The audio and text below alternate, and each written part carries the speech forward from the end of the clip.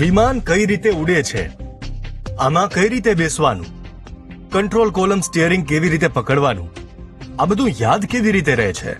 આ સવાલો ઉઠ્યા હતા સ્વર્ગીય વિજય રૂપાણીના મનમાં. અમદાવાદમાં બનેલી પ્લેન ક્રેશ દુર્ઘટના સમય નહીં, પરંતુ તેના 2 મહિના પહેલા Vijay Rupani western India institute of એરોનોટિક્સની મુલાકાતે ગયા હતા. ત્યારે અંદર કોકપીટમાં બેસીને મારી જમણી બાજુ એ બેઠા હતા, હું ડાબી બાજુ બેઠો હતો. એ વખતે એક સામાન્ય એક વિદ્યાર્થીની જેમ એ પ્રશ્નો પૂછતા. પ્લેન ક્રેશની દુર્ઘટનાને 3 અઠવાડિયા થવા આવશે, ત્યારે આજે ભાસ્કર વિડીયોમાં જાણીએ કોમર્શિયલ પાયલટ પાસેથી ટેક ઓફથી માંડી વિજય રૂપાણીને થયેલા સવાલો વિશે. એવું પણ કીધેલું કે વિમાનમાં ઘણી બધી બેકઅપ સિસ્ટમ્સ હોય છે, એટલે વિમાનની મુસાફરી બહુ સલામત હોય છે.